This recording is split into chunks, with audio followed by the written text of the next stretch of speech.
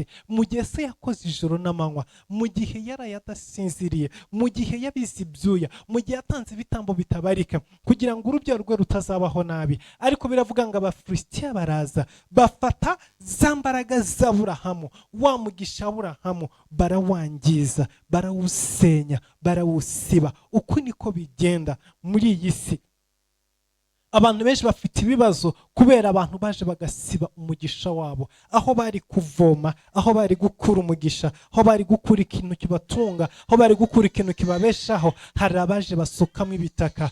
Isaka arabyuka igitondo kimwe asanga ntashobora kubona amafaranga yo kwishyura inzu kuko yari kuyakura bahasutse ibitaka. Arabyuka igitondo kimwe asanga ntashobora kubona amafaranga yo kugaburira umugore kuko yari kuyakura abanzi bahasutse ibitaka. Arabyuka asanga ntago afite icyo ashobora guha abana b'impanga yaramaze kubyara kubera ko yari gukura ibyo kurya